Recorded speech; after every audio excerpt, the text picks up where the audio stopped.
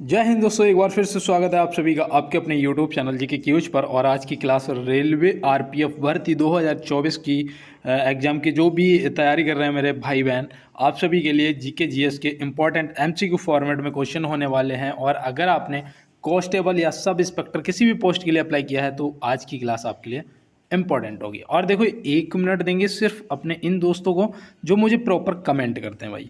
अब यहाँ पे देखो, ये जैसे कि दिलीप भैया ये तो प्रॉपर कमेंट करते हैं, अमर कुमार जय हिंद सर भैया जय हिंद। और ये विनय कुमार हैं, चंदन सिंह हैं और रानी कुमारी हैं, अंकित गुजर हैं। सर जी आपका एग्ज़ाम अक्टूबर में होगा। पता नहीं, ये पूछ रहे होंगे कि जो पेपर है वो अक्टूबर में होगा। हाँ भाई, चांस तो हैं पूरे अक्टूबर में होने के। शोभा देवी तपली कुछ आंसर कर रही हैं। Priyanka Kumari hello sir.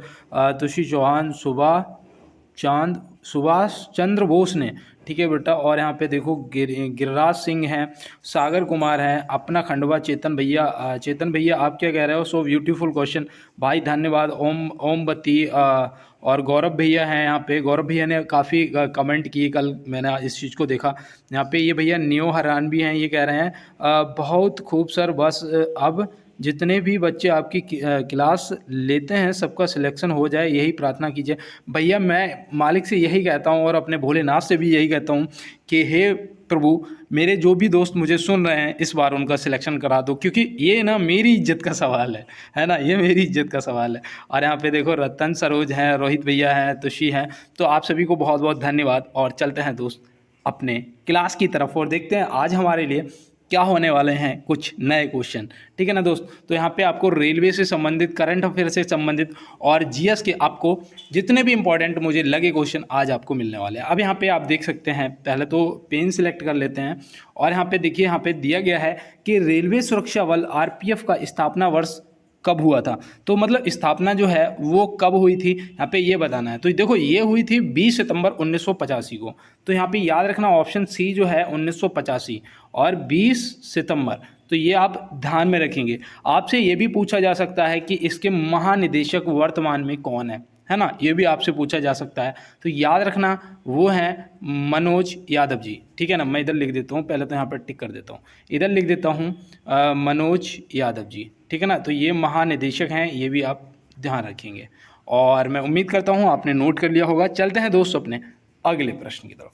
यहाँ पे दिया गया है, रेल दुर्घटना के कारण इस्तीफा देने वाले भारत की प्रथम रेल मंत्री कौन थे। यहाँ पे के होना चाहिए था, ठीक है ना। भारत के प्रथम रेल मंत्री कौन थे जो रेल दुर्घटना के कारण इस्तीफा दे दिया था।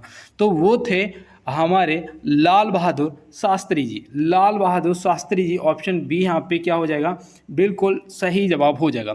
आपसे ये भी पूछा जा सकता है कि कब इस्तीफा दिया था, है ना। पेपर को अगर कठिन करेगा तो कब पूछ लेगा। तो याद रखना भैया 1956 में। कब दिया था? 1956 में। तो ये भी आप ध्यान में रखेंगे। और ये रेल दुर्घटना कहाँ पे हुई थी? शायद तमिलनाडु में हुई थी ना। और देखो यहाँ पे दिया है, अगला प्रश्न है और ये हमारा करंट का क्वेश्चन है ना। यहाँ पे दिया है 2024 एशिया पावर इंडेक्स में भारत किस देश को पछाड़कर एशिया का तीसरा सबसे शक्तिशाली देश बनकर उभरा है।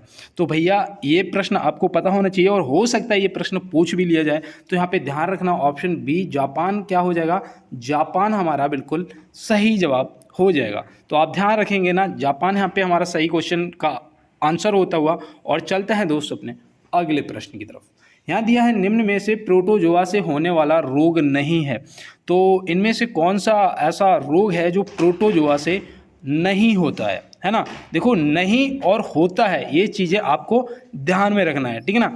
तो इनमें से भैया जो निमोनिया है ना, ये नहीं होता है प्रोटोजोआ से। ये किससे होता है? ये होता है बैक्टीरिया से, है ना। देखो, आपकी मलेरिया है, पेचिस है, और मलेरिया हो जाएगा, पेचिस हो जाएगा, और वो होता है काला ज्वार, है ना।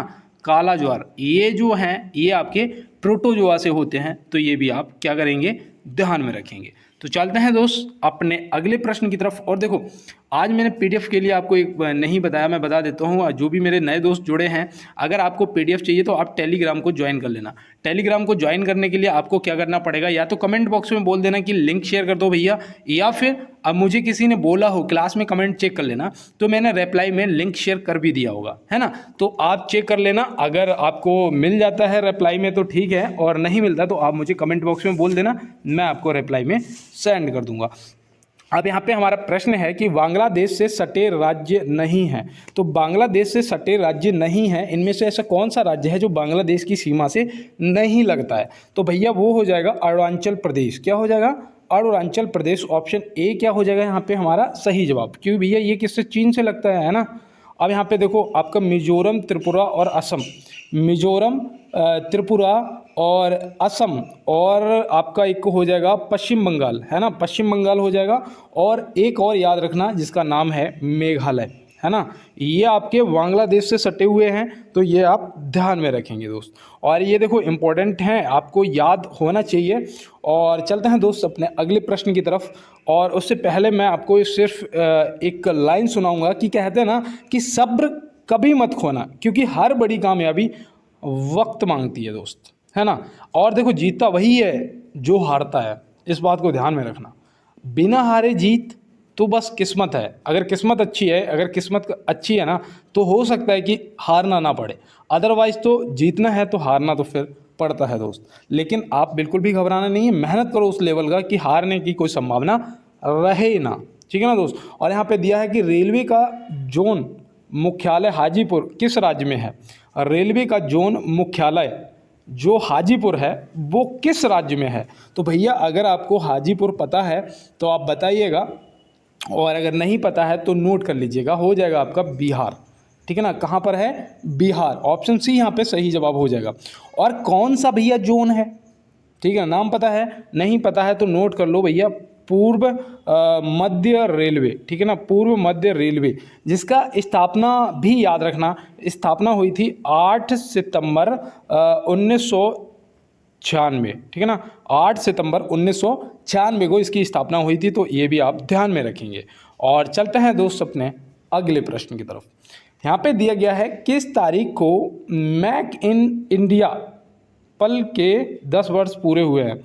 नहीं भैया, यहाँ पे ये पल नहीं होगा, यहाँ पे कुछ एरर है। यहाँ पे होगा कि पहल के 10 वर्ष पूरे हुए हैं, यहाँ पे पहल होगा, ठीक है ना। ये थोड़ा एरर है। किस तारीख को मेक इन इंडिया पहल के 10 वर्ष पूरे हुए हैं, ये पल हटा दो, ठीक है ना, पहल के 10 वर्ष पूरे हुए हैं।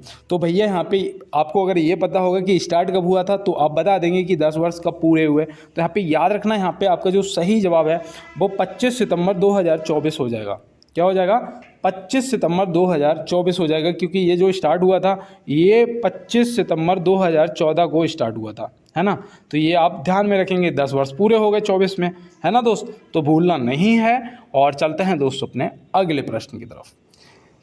निम्न में से जजिया कर किसने समाप्त किया था? भैया समाप्त किया था, फिर लगा दिया था, फिर समाप्त किया था, उसके बाद औरंगजेब ने फिर लगा दिया था। तो आप यहाँ पे समझ गए होंगे कि हम किसकी बात कर रहे हैं। तो वो है अकबर। कौन है दोस्त? अकबर, ठीक है ना। तो ये आप अकबर को ध्यान में रखेंगे। और मैं आपको बता दूं, फिर दोबारा इसने औरंगजेब ने लगाया था। और यहाँ पे एक चीज़ याद रखना कि जो बाबर था ना, ये मुगल वंश का संस्थापक था, ये मुगल वंश का संस्थापक था, तो ये भी आप ध्यान रखना। और अकबर से याद रखना, फतेहपुर सीकरी का निर्माण कराया था, है ना, बुलंद दरवाज़ा का निर्माण कराया था, और तीर्थ यात्रा कर समाप्त किया था, और इबादत खाना का वो किया था, स्थापना की थी। तो ये सब आप अकबर से भी ध्यान में रखना है, ठीक है ना दोस्त। और चलते हैं अपने अगले प्रश्न की तरफ। यहाँ पे दिया है भारत की औसत राष्ट्रीय वर्षा है। भैया भारत की औसत राष्ट्रीय वर्षा है, तो इसमें आप क्या बताएंगे? लगभग में दिया गया है यहाँ पे, और मुझे नहीं लगता कि अब आपसे जवाब गलत होगा। तो यहाँ पे आपका जो राइट जवाब है वो होना चाहिए 115 इंच लगभग, है ना। कहीं पे आपको 115, 119, 120 या 112 के लगभग मिल जाएगा, ठीक है ना, ऑप्शन में अलग अलग टाइप से। तो ये आप याद रखना, क्योंकि देखो हर राज्य का ना अपना अलग अलग औसत है, ठीक है ना। लेकिन यहाँ पे टोटल की अगर बात करेंगे तो ये आपका 12 से 20 के लगभग हो जाता है। तो यहाँ पे आपका 115 इंच लगभग सही जवाब हो जाएगा। तो चलते हैं दोस्त अपने अगले प्रश्न पे। और यहाँ पे देखो एक चीज़ मुझे और याद आ गई, एक वो पूछ लिया जाता है कि चक्रवर्ती वर्षा कौन सी हवाओं से होती है, कौन सी चक्रवर्ती वर्षा कौन सी हवाओं से होती है, तो याद रखना पछुआ हवाओं से होती है। कौन सी? पछुआ हवाओं से होती है। तो पछुआ हवाएं भी आप ध्यान रखना, चक्रवर्ती वर्षा के लिए अगर पूछा जाए तो आप बता देना। और चलते हैं अपने अगले प्रश्न की तरफ। देखो यहाँ पे दिया गया है कि वर्तमान में भारत में पंचायती राज व्यवस्था की संरचना खाली स्थान है। तो भारत में वर्तमान में पंचायती राज व्यवस्था की जो संरचना है वो त्रिस्तरीय है। कौन सी है? त्रिस्तरीय है। ऑप्शन ए जो यहाँ पे दिया गया है वो आपका सही जवाब हो जाएगा। और मैं आपको बता दूं कि जो यहाँ पे ये त्रिस्तरीय पंचायती राज की जो सिफारिश है ना, वो किस समिति ने की थी और कब की थी, ये भी पूछ लिया जाएगा। अगर पेपर मान लो एसआई वाले भैया कोई देख रहे हैं तो मैं आपको बता रहा हूँ कि त्रिस्तरीय पंचायत राज व्यवस्था की जो सिफारिश है वो बलवंत राय मेहता समिति ने की थी। किसने की थी? बलवंत राय मेहता समिति ने की थी 1957 में। कब करी थी? 1957 में। तो ये भी आप ध्यान में रखेंगे। और भारत में वर्तमान पंचायती राज व्यवस्था की जो संरचना है वो त्रिस्तरीय है, जो कि ऑप्शन ए में दिया गया है। और ऑप्शन ए यहाँ पे सही जवाब हो जाएगा हमारा। और चलते हैं इसी के साथ अपने अगले प्रश्न पे। देखो यहाँ पे दिया है निम्न में से पूर्व रेलवे का स्थापना वर्ष क्या है।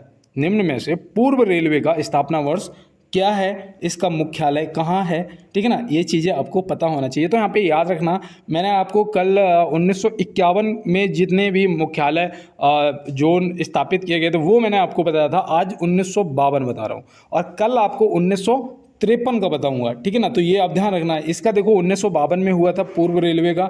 और इसका जो मुख्यालय है ना वो भी याद रखना, वो कहाँ पर है, वो है कोलकाता में। कहाँ पर है दोस्त? कोलकाता में है। तो ये भी आप याद रखना। उत्तर रेलवे की भी स्थापना जो है 1952 में ही हुई थी। उत्तर रेलवे का मुख्यालय जो है वो कहाँ पर है, तो वो भैया दिल्ली में है। कहाँ पर है? वो आपका दिल्ली हो जाएगा। ये भी आपको ध्यान में रखना है, ठीक है ना। और एक याद रखना, एक और हुआ था पूर्वोत्तर रेलवे, है ना।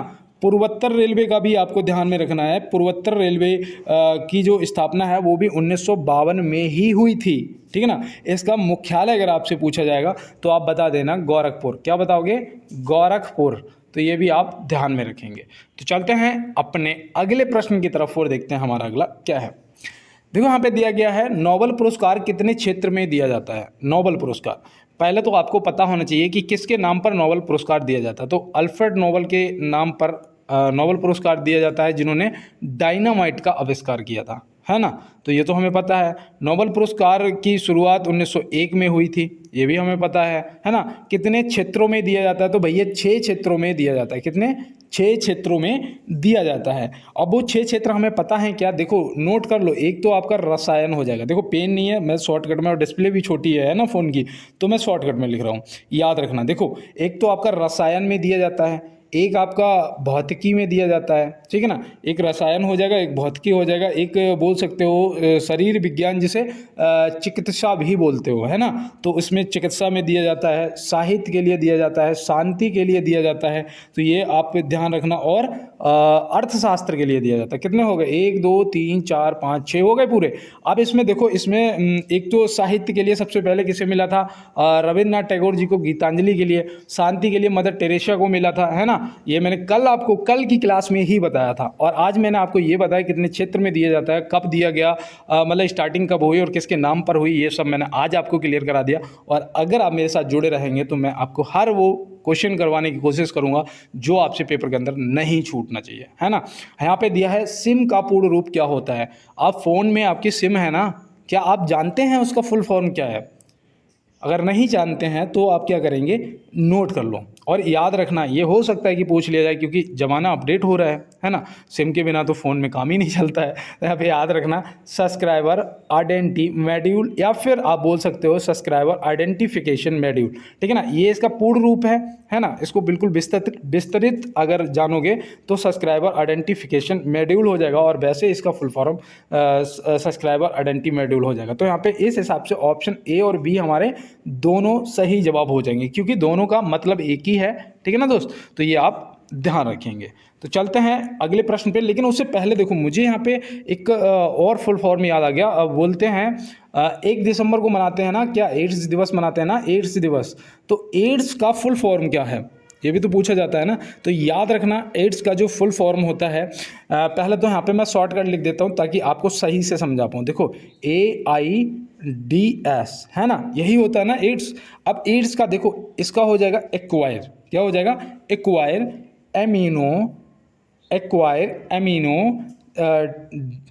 क्या था, डिफिशियंसी, हाँ डिफिशियंसी सिंड्रोम, ठीक है ना, acquire amino deficiency syndrome AIDS का फुल फॉर्म होता है। और यहाँ पे आपका सिम का तो मैंने आपको बता दिया, ऑप्शन सी क्या हो जाएगा, सही जवाब हो जाएगा। मैं पता इतना जल्दी जल्दी इसलिए सोचता हूँ कि दोस्तों के पास में ना सीमित समय है ना, आप फटाफट 50 क्वेश्चनों को कर लें, इसलिए मैं आपको जल्दी जल्दी कराने की कोशिश करता रहता हूँ। अब यहाँ पे देखो ये आपके करंट का क्वेश्चन है, इंपॉर्टेंट है आपके लिए, हो सकता है पूछ लिया जाए, क्योंकि यहाँ पे देखो दिया गया और रेलवे से संबंधित यहाँ पे दिया गया है, प्रधानमंत्री नरेंद्र मोदी जी ने वीडियो कॉन्फ्रेंसिंग के मध्य से किस शहर के 6 वंदे भारत ट्रेन को हरी झंडी दिखाई है। तो भैया ये कौन से शहर से, तो आप यहाँ पे क्या बताएंगे, यहाँ पे जो आपका सही जवाब है वो याद रखना रांची हो जाएगा। क्या हो जाएगा, रांची। ऑप्शन बी जो है आपका यहाँ पे बिल्कुल सही जवाब दोस्त हो जाएगा। और चलते हैं इसी के साथ अपने अगले प्रश्न की तरफ। शतरंज के बोर्ड में कितने वर्ग होते हैं, शतरंज के बोर्ड में कितने वर्ग होते हैं, देखा है ना, ऐसे करके होता है, और इसमें ब्लैक वाइट ऐसे करके कलर होते हैं, है ना, ये देखा होगा। तो मैं यहाँ पे आपको बता दूँ टोटल 64 वर्ग होते हैं। कितने होते हैं, 64 वर्ग होते हैं, जिसमें 32 जो हैं वो काले होते हैं और 32 जो हैं वो सफ़ेद होते हैं। तो ये आप ध्यान में रखेंगे, ठीक है ना, 32 काले होते हैं और 32 सफ़ेद होते हैं। एक प्रश्न और पूछा जाता है कि क्रिकेट पिच जो होती है उसकी लंबाई कितनी होती है, क्रिकेट पिच की, है ना, ये भी पूछ लिया जाता है। तो अगर गज में देगा, गज में बोलेगा तो याद रखना 22 गज होती है। कितनी, 22 गज होती है। और अगर मीटर में पूछेगा तो याद रखना 20.12 मीटर होती है। तो 20.12 मीटर या फिर 22 गज क्रिकेट पिच की लंबाई होती है, तो वो भी आपको ध्यान में रखना है। और चलते हैं इसी के साथ अपने अगले प्रश्न की तरफ। संयुक्त राष्ट्र संघ के सुरक्षा परिषद में स्थायी सदस्यों की संख्या कितनी है, स्थायी सदस्य, कुल सदस्य और अस्थायी सदस्य, ये आपको पता होना चाहिए, ठीक है ना। तो यहाँ पे स्थायी सदस्यों का पूछा है तो होती है 5, जो कि यहाँ पे ऑप्शन ए क्या हो जाएगा, हमारा सही जवाब 5 हो जाएगा। अगर कुल सदस्य पूछे जाएँ तो 15 होते हैं भैया, कुल सदस्य कितने होते हैं, 15 होते हैं।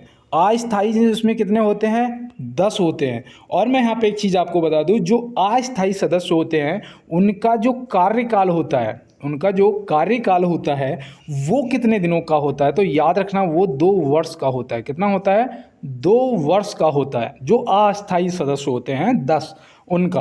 और इनके जो वो होते हैं महासचिव, उनका कार्यकाल कितने दिनों का होता है, जो इनके महासचिव होते हैं उनका कार्यकाल कितने दिनों का होता है, तो याद रखना 5 वर्ष का होता है। कितना होता है, 5 वर्ष का होता है महासचिव का। तो ये भी आप ध्यान में रखेंगे। और इसमें स्थायी सदस्य आपके 5 हो जाएंगे, अस्थायी आपके 10 हो जाएंगे, टोटल 15 हो जाएंगे। और ये सब आप ध्यान में रखेंगे। और चलते हैं अपने अगले प्रश्न पे। भारत में पहली बार मेट्रो रेल सेवा किस नगर में आरंभ हुई थी। भैया देखो आज मैं 17 क्वेश्चन पे ही रुकूंगा, वैसे 18वें पे रुक जाता था, 17 करवाता था, लेकिन आज मैं इसी पे रुकूंगा। और तब तक आप इसका आंसर करिएगा। और देखो मैं अपने उन दोस्तों से कहूँगा, कल एक दोस्त मुझे मैसेज कर रहा था, भैया नाम लेके आशीर्वाद दे दो। दोस्त मैं अपने दिल से आशीर्वाद देता हूँ और यही कहता हूँ कि हो सकता है मेरी जवान पे माँ सरस्वती विराजमान हो। और जो भी मेरे छोटे बड़े भाई बहन मुझे सुन रहे हैं उन सभी को इस बार 100% सिलेक्शन होगा ही होगा। बस आप एक काम ईमानदारी से करना, अपनी पढ़ाई, है ना, एक काम ईमानदारी से करना, अपनी पढ़ाई, फिर आपको सिलेक्शन लेने से कोई रोक नहीं सकता। और मैं आपको बता दूँ मैं देखो यार एक आर्मी लवर हूँ, ठीक है ना, मेरी बात सिर्फ 1 मिनट सुनना। मैं कुछ ऐसा कहूँगा कि आपका दिल एक बार लगेगा आपको। देखो मैं आर्मी लवर हूँ और मेरा शुरू से आर्मी में जाने का सपना रहा। पता है ये वर्दी जो होती है ना, ये कोई नौकरी नहीं होती है, वर्दी की सर्विस कोई नौकरी नहीं होती है। ये एक सपना होता है, एक जुनून होता है और एक बंदे के अंदर जज्बा होता है देश के लिए मर मिटने का, है ना। ये कोई नौकरी नहीं होती। 30,000 में कोई जान देने के लिए बॉर्डर पे नहीं जाएगा, है ना। ये एक अपना जुनून, जज्बा और एक देश के प्रति अपना लगाव होता है, शायद इसीलिए बंदा वर्दी की नौकरी करता है, और शायद मैं इसीलिए आपको पीडीएफ फ्री देता हूँ। और मैं आपको बता दूँ, आने वाले टाइम में अगर कभी मैं इस लायक हो पाया कि लाइव क्लास या कुछ हो पाए, तो वो भी बिल्कुल फ्री, ठीक है ना, किसी से कोई पैसा नहीं। जो भी वर्दी की तैयारी करेगा, कोई पैसा नहीं दोस्त, ठीक है ना दोस्त। और यहाँ पे देखो प्रश्न दिया गया है कि भारत में पहली बार मेट्रो रेल सेवा किस नगर में आरंभ हुई थी। तो भारत में पहली बार मेट्रो रेल सेवा जो है वो यहाँ पे आपको बताना है। तो इसका जो सही जवाब है वो आपका कोलकाता हो जाएगा। क्या हो जाएगा? कोलकाता हो जाएगा। कब हुई वो भी मैं बताता हूँ, तो याद रखना 1984 में हुई थी। कब हुई थी दोस्त? 1984 में हुई थी। उस टाइम भारत की प्रधानमंत्री कौन थी? क्योंकि इन्होंने ही शुभारंभ किया था, है ना, उद्घाटन किया था। तो ये कौन थी? तो याद रखना ये थी इंदिरा गांधी जी, है ना, इंदिरा गांधी जी। तो ये भी आप ध्यान में रखेंगे। और चलते हैं इसी के साथ अपने अगले प्रश्न की तरफ। और थोड़ा हो सके तो यार लाइक, जो नए दोस्त जुड़े हैं यार, मैं देखो आपसे नहीं कह पाया, एक बार लाइक वाला बटन दबा देना। और जो पुराने दोस्त हैं वो तो लाइक करते ही करते हैं, मुझे पता है। और चैनल को यार सब्सक्राइब कर लेना, बेल आइकन दबा देना, ताकि क्लास जैसे ही आएगी ना आपको सबसे पहले मिल जाए। और साथ में अगर कर सकते हो तो थोड़ा सा यार शेयर कर देना भाई के लिए। और मुझे पता है आप लोग शेयर करते हो, वो पता चल जाता है कि कौन शेयर कर रहा है कौन नहीं कर रहा है, तो वो सब पता चल जाता है दोस्त। तो अगर हो सके तो थोड़ी सी हेल्प कर देना। और देखो यहाँ दिया है, विश्व में पवन ऊर्जा का सबसे बड़ा उत्पादक देश है। विश्व में पवन ऊर्जा का सबसे बड़ा उत्पादक देश कौन है? तो यहाँ पे आप याद रखना, अगर आपसे पहले नंबर की बात की जाएगी तो आप चीन को टिक करेंगे, ठीक है ना, चीन आपका सही जवाब हो जाएगा। अगर यहाँ पे दूसरे नंबर की बात करेंगे तो आपका अमेरिका हो जाएगा, ठीक है ना। अगर भारत का स्थान पूछेंगे तो चौथा हो जाएगा। अब मैं यहाँ पे आपसे पूछ रहा हूँ कि तीसरे स्थान पर कौन आता है, आप कमेंट बॉक्स में बताएंगे, ठीक है ना दोस्त। और चलते हैं अपने इसी के साथ अगले प्रश्न की तरफ। यहाँ दिया गया है, निम्न में से विद्युत धारिता का मात्रक एसआई क्या है? निम्न में से विद्युत धारिता का एसआई मात्रक क्या है? तो आप यहाँ पे क्या बताएंगे? तो याद रखना सही जवाब आपका फैराड, फैराड या फैराडे लिखा होगा, ठीक है ना, फैराड या फिर फैराडे। तो यहाँ पे मैं कर देता हूँ, सही सही लिख देता हूँ, चलो ठीक है ना, फैराडे, फैराडे या फिर फैराड आपको लिखा हुआ लगे मिलेगा, आप सही कर देना। हालांकि यहाँ पे मिस है, एरर है, ठीक है ना, ये गलत छप गया। और यहाँ पे मैं बताऊँ, देखो न्यूटन प्रति मीटर, ये किसका ऐसा ही मात्रक है? न्यूटन प्रति मीटर। तो याद रखना पृष्ठीय तनाव का, किसका है? पृष्ठीय तनाव का, ये भी आप ध्यान में रखेंगे, ठीक है ना, पृष्ठीय तनाव का। न्यूटन से सेकंड किसका है बताओ? Newton second. तो ये याद रखना, ये आवेग का है, किसका है? आवेग का है। तो ये भी आप ध्यान में रखेंगे। तो मैं उम्मीद करता हूँ ये सब आपने नोट कर लिया होगा। और चलते हैं इसी के साथ अपने अगले प्रश्न की तरफ। यहाँ दिया गया है, निम्न में से नाभिकीय रिएक्टर के खोजकर्ता कौन है? निम्न में से नाभिकीय रिएक्टर के खोजकर्ता कौन है? तो आप क्या बताएंगे? तो यहाँ पे आपका जो सही जवाब है वो हो जाएगा ए फर्मी, जो कि ऑप्शन ए में दिए गए हैं। एनरिको फर्मी ऑप्शन ए में दिए गए हैं, तो आपका सही जवाब हो जाएगा।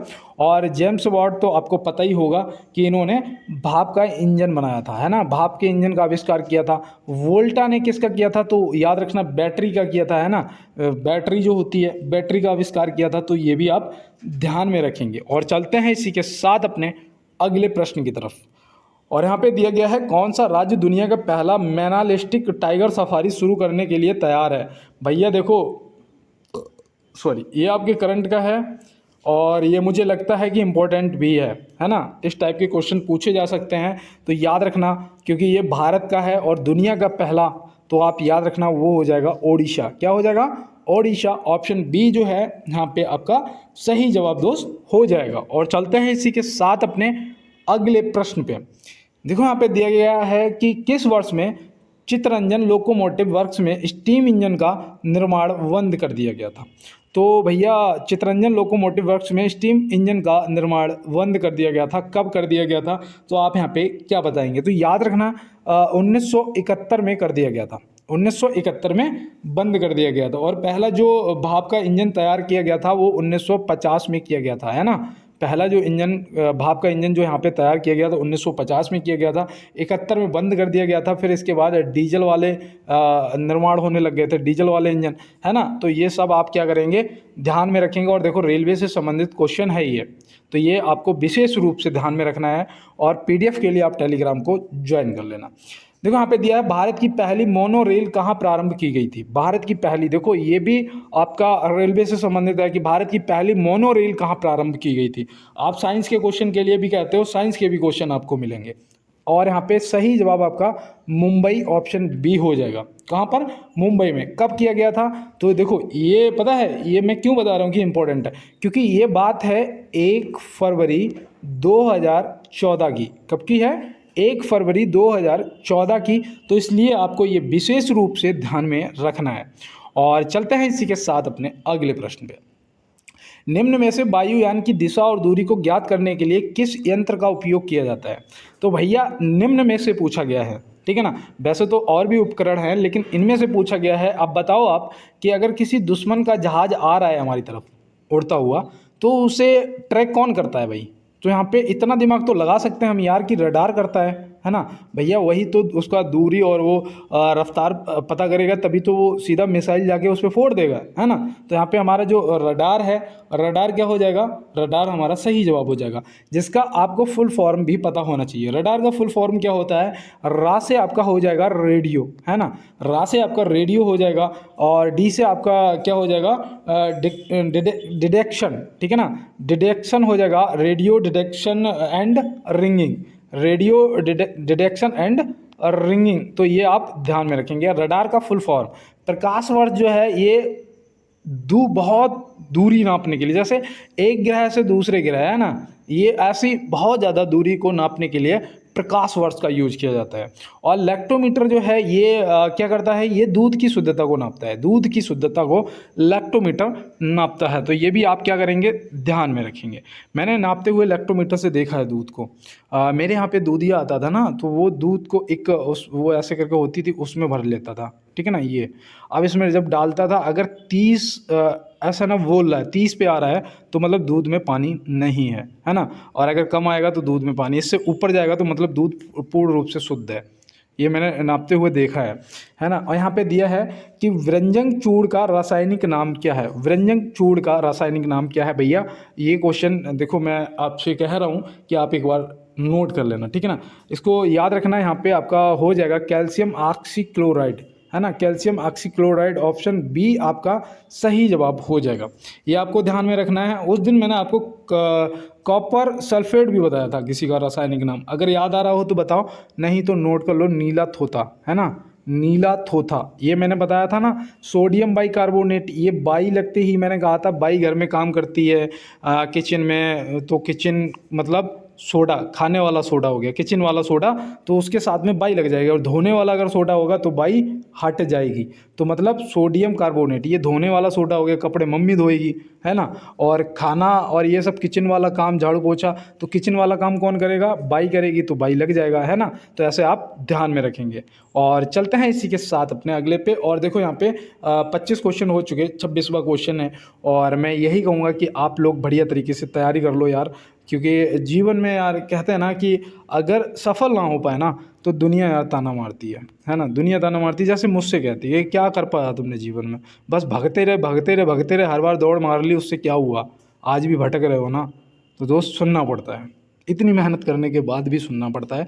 क्योंकि मैं अगर पढ़ाई कर लिया होता ना दोस्त, तो शायद आज मैं फौजी होता, है ना। ये मेरी कमी है, मुझे पता है कि मुझ में क्या कमी रह गई थी।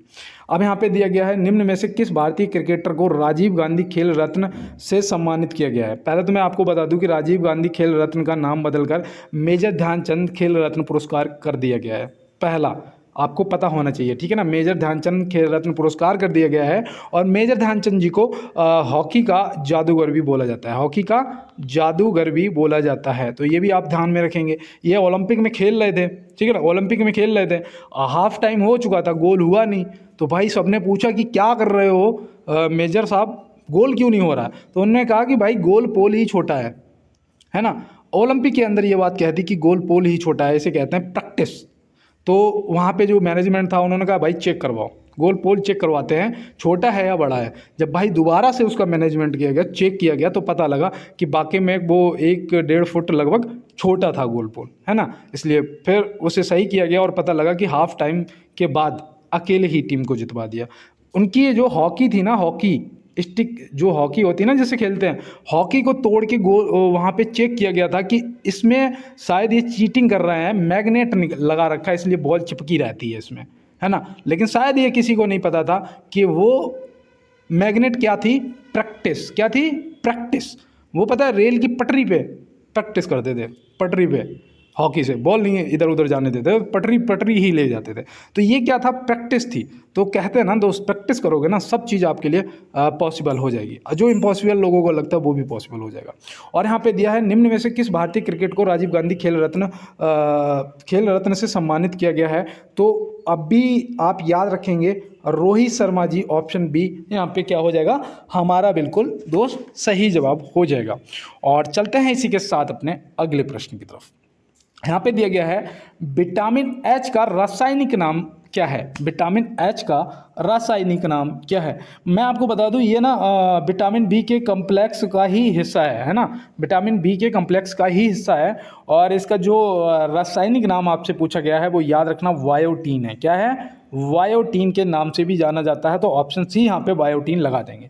थायमीन जो है ये कौन सी विटामिन का रासायनिक नाम, तो याद रखना B1 का रासायनिक नाम है ना। टोकोफेरॉल जो है ये विटामिन ई का रासायनिक नाम है। विटामिन डी का नाम याद रखना क्या, वो है कैल्सीफेरॉल, है ना, कैल्सीफेरॉल। विटामिन ए का नाम आप कमेंट बॉक्स में बताएंगे, ठीक है ना दोस्त। विटामिन ए का नाम आप कमेंट बॉक्स में बताएंगे। और चलते हैं दोस्त अपने अगले प्रश्न की तरफ। और अगर किसी को मेरे शब्दों से कोई दुख होता है, अगर लगता है कि भैया गलत कह रहे हैं, तो उसके लिए मैं यार पहले ही हाथ जोड़ के सॉरी बोल देता हूँ, है ना। क्योंकि मैं भी आप जैसा स्टूडेंट हूँ, कभी कभी मैं भी जोश में होश खो बैठता हूँ, मैं भी बोल जाता हूँ, तो उसके लिए मैं पहले ही माफ़ी मांगता हूँ। और यहाँ पे दिया गया है निम्न में से सबसे बड़ा अंतःस्रावी ग्रंथि है। इनमें से सबसे बड़ी अंतःस्रावी ग्रंथि जो है वो कौन सी है, तो आप यहाँ पे क्या बताएंगे, तो बताना है यहाँ पे सही जवाब आपका थायराइड ग्रंथि हो जाएगा। क्या हो जाएगा, थायराइड ग्रंथि जो है ये सबसे बड़ी अंतःस्रावी ग्रंथि है। और अगर सबसे छोटी पूछी जाएगी तो याद रखना पिट्यूटरी ग्रंथि है। सबसे छोटी जो पूछी जाएगी तो आप पिट्यूटरी को टिक करेंगे, और अगर सबसे बड़ी पूछी जाएगी तो आप थायराइड ग्रंथि को टिक करेंगे। ये आपको ध्यान में रखना है। एक प्रश्न मैं पूछता हूँ आपसे, मैंने आपको बताया भी था कि यहाँ पे देखो मैं बी लिख रहा हूँ, आरवीसी का जो जीवन काल होता है वो कितने दिनों का होता है, ये प्रश्न पूछा जा सकता है। तो याद रखना 120 दिन का होता है। कितना, 120 दिन का होता है। और अगर आपसे WBC का पूछा जाएगा तो आप क्या बताएंगे, ये बी है। WBC का अगर पूछा जाएगा तो आप क्या बताएंगे, तो याद रखना 2 से 5 दिन। कितना होता है, 2 से 5 दिन जीवन काल होता है। तो ये आप क्या रखेंगे, ध्यान में रखेंगे। और चलते हैं इसी के साथ अपने अगले प्रश्न पे। एक मिनट, यहाँ पे दिया गया है टाइफाइड से प्रभावित होने वाला अंग है। टाइफाइड से प्रभावित होने वाला अंग है, भाई फीवर आ जाता है ना, तो यहाँ पे बताओ, वो निकलता नहीं, बना रहता है बॉडी में, तो हो जाता है क्या, टाइफाइड। तो यहाँ पे आप क्या बताएंगे, यहाँ पे याद रखना आंत हो जाएगा, ऑप्शन ए बिल्कुल सही जवाब। क्या हो जाएगा, आंत सही जवाब हो जाएगा। और आपको मैं बता दूं, अगर आपको हैजा हो जाता है, हैजा, तो भी आंत को ही प्रभावित करता है, आंत को। देखो फेफड़ा जो है ये याद रखना है, अगर प्लेग होता है किसी को, प्लेग, तो फेफड़ा प्रभावित होते हैं। अगर किसी को निमोनिया होता है तो भी फेफड़ा प्रभावित होते हैं, है ना। अगर किसी को क्षय रोग हो जाता है, क्षय रोग, तो भी फेफड़ा प्रभावित होते हैं। अगर तंत्रिका तंत्र के लिए याद रखना वो होता है टिटनेस, क्या होता है, अगर टिटनेस होता है तो तंत्रिका तंत्र प्रभावित होती है। तो ये आप क्या करेंगे, ध्यान में रखेंगे दोस्त। और चलते हैं अपने अगले प्रश्न की तरफ। यहाँ पे दिया है निम्न में से हार्नबिल उत्सव किस राज्य से संबंधित है। ये देखो, ये उत्सव हैं, मेले हैं, और आपके जो त्योहार हैं, ठीक है ना, वो आपको सब याद रखने हैं, आपके लिए इम्पोर्टेंट हैं। तो याद रखना हार्नबिल तो पूछा जाता है, ज़्यादातर पूछा जाता है, तो याद रखना ये नागालैंड हो जाएगा। क्या हो जाएगा, नागालैंड, ऑप्शन सी जो है सही जवाब हो जाएगा। और ये पता है आपको, मैं बताऊं आपको, 1 से 10 दिसंबर के बीच में मनाया जाता है, 1 से 10 दिसंबर तक आयोजित होता है, तो ये भी आप ध्यान रखेंगे।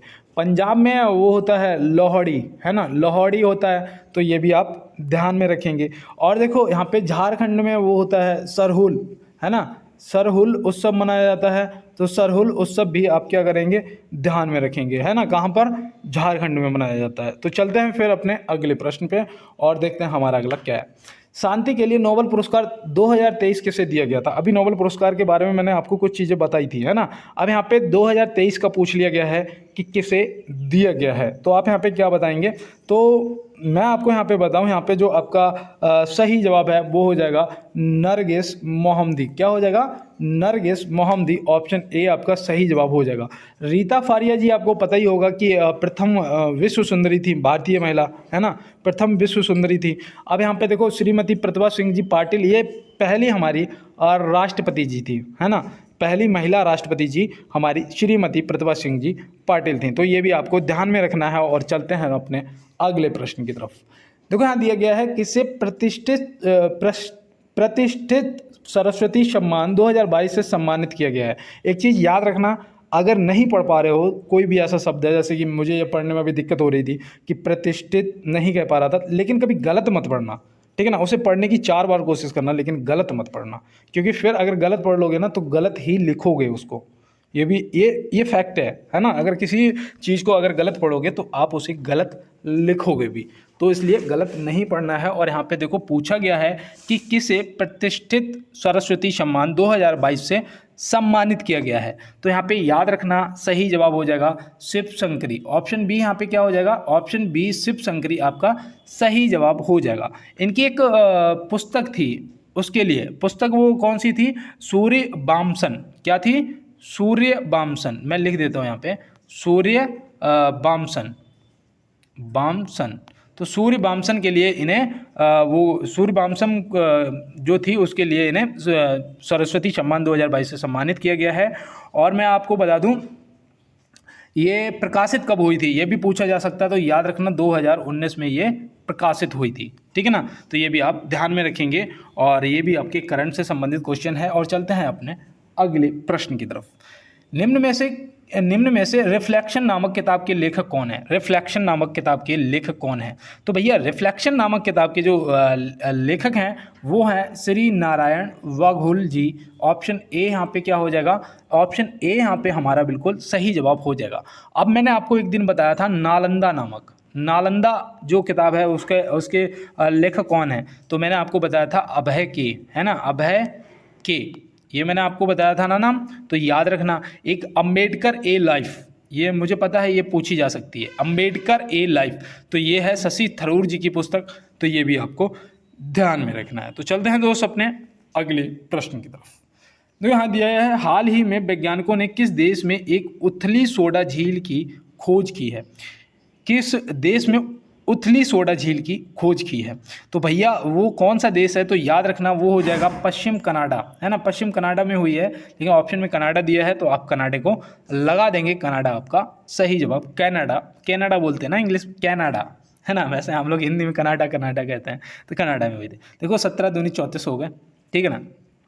अब देखो मैं आपको सिर्फ एक लाइन सुनाऊंगा, क्योंकि उस दिन अपना चेतन खंडवा भैया ने बोला था, क्या बोला था, एक लाइन सुना। देखो मैं लाइन तो नहीं सुनाऊंगा, लेकिन एक बात कहूँगा कि कहते हैं ना कि असली जीत किसी खिलाड़ी को हराने में नहीं है दोस्त। असली जीत जो है वो किसी खिलाड़ी को हराने में नहीं होती है। असली जीत हर उस आवाज़ को हराने में होती है, हर उस आवाज़ को हराने में होती है जो रोज़ तुमसे कहती है कि आपसे नहीं होगा, जो रोज़ आपसे कहती है कि तुमसे नहीं होगा। जिस दिन आप कर दोगे ना, वो खुद आपसे कहेंगे अरे हमें तो मालूम था तुम ये कर दोगे, है ना।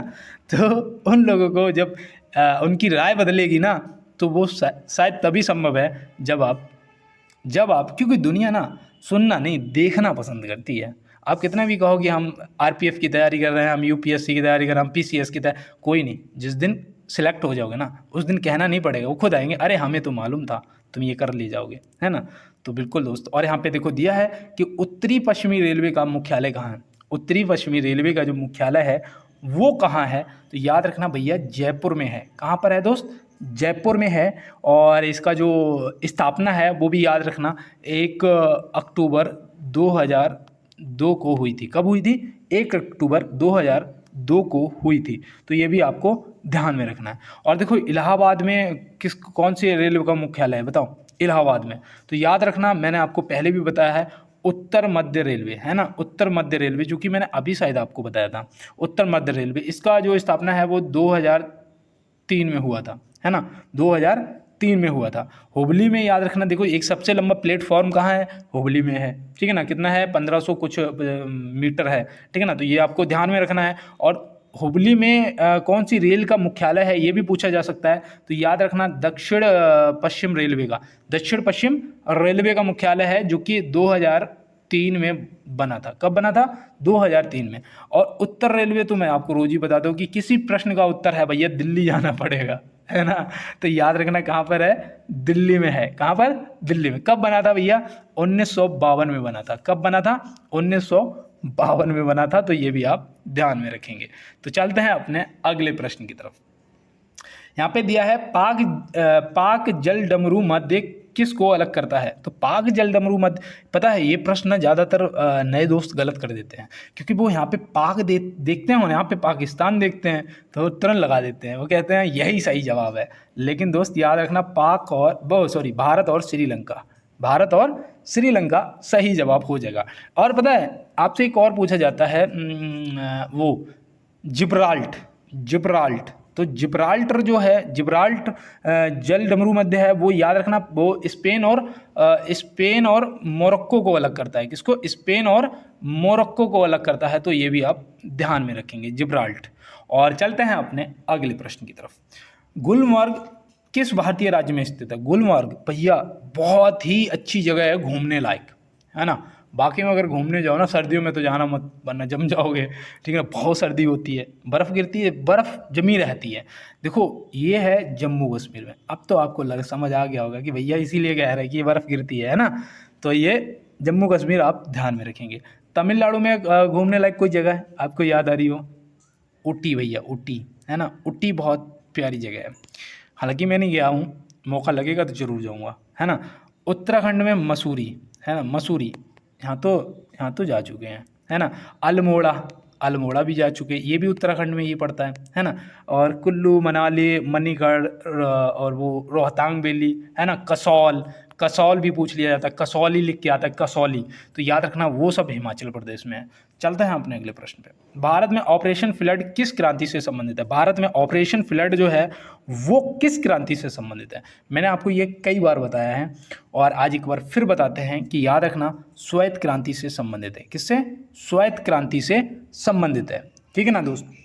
और ये कब प्रारंभ किया गया था, तो वो भी आप याद रखना 1970 में। कब किया गया था, 1970 में प्रारंभ किया गया था। उस टाइम वो थी चौथी पंचवर्षीय योजना। कौन सी थी, चौथी पंचवर्षीय योजना का कार्यकाल था, ये भी आप याद रखना। और ये पता ऑपरेशन फ्लड क्यों चलाया गया था, ये मैंने आपको बताया था और देख लो आज भी मुझे याद है। ये पता है, ये भैया ये दूध से संबंधित थी ना, श्वेत क्रांति, दूध का उत्पादन बढ़ाने के लिए, ठीक है ना, डेयरी लेवल को बढ़ाने के लिए, दूध का उत्पादन बढ़ाने के लिए ये ऑपरेशन फ्लड चलाया गया था, ठीक है ना। तो ये आप क्या करेंगे, ये आप ध्यान में रखेंगे दोस्त। और चलते हैं अपने अगले प्रश्न पर। निम्न में से वेसवाल के खेल परिसर का नाम क्या है, निम्न में से वेसवाल के खेल परिसर का जो नाम है वो क्या होता है। ये पता है हीरे की तरह होता है आप तो समझ आ गया होगा ना, डायमंड की बात कर रहा हूँ। अब याद रखना यार, वेसवाल, ठीक है ना, वेसवाल खेल परिसर का जो नाम होता है वो डायमंड होता है ना। अब यहाँ पे देखो कोर्ट दे रखा है, कोर्ट में वो होता है क्या, टेनिस होता है ना, जिसके कोर्ट होते हैं तो कोर्ट पर टेनिस खेला जाता है। रिंग में क्या होता है, तो भैया रिंग में तो आपको पता ही है, गीता बबीता वो सब देखा है ना, तो याद रखना यहाँ पे मुक्केबाजी आ जाएगा, ठीक है ना, रिंग में मुक्केबाजी होती है। और वॉलीबॉल जो है वो भी कोर्ट में होता है, वॉलीबॉल जो है भैया वो कहाँ होता है, वो भी कोर्ट में होता है ना। लेकिन मैं आपसे पूछता हूँ क्रिकेट बताओ, क्रिकेट के खेल मैदान को क्या कहते हैं। चलते हैं दोस्त अपने अगले प्रश्न की तरफ। हाल ही में जस्टिस सुरेश कुमार कैथ किस राज्य के हाई कोर्ट के चीफ जस्टिस बने हैं, तो भैया आप बताइएगा, ये आपके करंट का क्वेश्चन है। और मैंने आपसे कहा है कि करंट की क्लास आप किसी भी चैनल पे जाके पढ़ा करो, 1 घंटे की क्लास कहीं भी रोज़ देख लो दोस्त, क्योंकि इससे आपको बहुत फ़ायदा मिलेगा। मैं तो आपको 10 क्वेश्चन रोज़ कराऊंगा, अगर आपको मुझ पे भरोसा है तो ठीक है, और नहीं तो मैं आपको बता रहा हूँ कि और मजबूत करना है ना अपना करंट अफेयर, तो किसी चैनल पे जाओ और बढ़िया तरीके से तैयारी कर लो, है ना। और यहाँ पे मध्य प्रदेश आपका सही जवाब हो जाएगा, ठीक है ना। कहाँ के बने हैं, मध्य प्रदेश के बने हैं। और चलते हैं दोस्त अपने अगले प्रश्न की तरफ। मैं आपसे वो बता भी सकता हूँ कि कहाँ पढ़ना है, क्या करना है, लेकिन नहीं, मैं नहीं कहूँगा, क्योंकि यार देखो गलत है ना, किसी एक का नाम लेना गलत है, क्योंकि मैं भी तो पढ़ता हूँ ना किसी न किसी से, तो इसलिए गलत है। देखिए यहाँ दिया है, जनसंख्या में सबसे बड़ा महाद्वीप कौन सा है? जनसंख्या में सबसे बड़ा महाद्वीप कौन सा है? तो जनसंख्या में सबसे बड़ा महाद्वीप जो है भैया वो एशिया हो जाएगा, है ना। कौन हो जाएगा? एशिया। दूसरा जो है, दूसरे नंबर पर आता है अफ्रीका, और तीसरे नंबर पे आता है यूरोप, है ना, तीसरे नंबर। अगर यहीं पे प्रश्न आपसे पूछ लिया जाए कि सबसे छोटा बताओ, सबसे छोटा, तो सबसे छोटा आपका ऑस्ट्रेलिया हो जाएगा, ठीक है ना। सबसे छोटा जो है वो आपका ऑस्ट्रेलिया, वैसे भी और जनसंख्या में भी, है ना, तो ये आप ध्यान में रखेंगे। चलते हैं दोस्त अपने अगले प्रश्न की तरफ। खाना पकाने का तेल घी में किस प्रक्रिया द्वारा बदला जाता है? ये तो रटा और रटाया क्वेश्चन, हाइड्रोजनीकरण, है ना। ऑप्शन बी हाइड्रोजनीकरण, हाइड्रोजनीकरण और हाइड्रोजनीकरण, क्योंकि ये प्रश्न पूछे जाने की संभावना ज़्यादा रहती है। और चलते हैं दोस्त अपने अगले प्रश्न की तरफ। आधुनिक आवर्त सारणी में तत्वों को वर्गीकरण का आधार क्या है? आधुनिक आवर्त सारणी में तत्वों के वर्गीकरण का जो आधार है वो क्या है? तो वो बताओ, परमाणु संख्या, परमाणु द्रव्यमान या परमाणु नाभिक? तो यहाँ पे परमाणु क्रमांक या फिर परमाणु संख्या, है ना, संख्या या क्रमांक, बात तो वही है ना। तो परमाणु संख्या यहाँ पे क्या हो जाएगा? हमारा बिल्कुल राइट जवाब दोस्त हो जाएगा। और चलते हैं दोस्त अपने अगले प्रश्न की तरफ। और कहते हैं ना कि अभी तो सफ़र का इरादा किया है, अभी तो सफ़र का इरादा किया है, अभी तो चलना बाकी है, अभी तो नापी है मुट्ठी भर जमीन, अभी तो सारा आसमान बाकी है ना दोस्त। तो यहाँ पे दिया है निम्न में से सबसे भारी धातु है, ये आज आपका एक HW है क्लास के अंदर।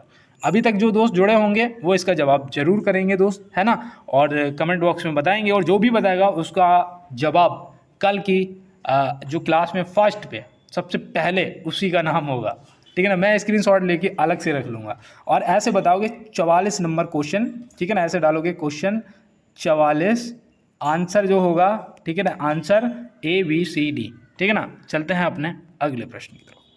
यहाँ दिया है घरेलू मक्खी द्वारा फैलने वाला रोग है, घरेलू मक्खी द्वारा फैलने वाला रोग है, तो इनमें से कौन सा आपका हो जाएगा?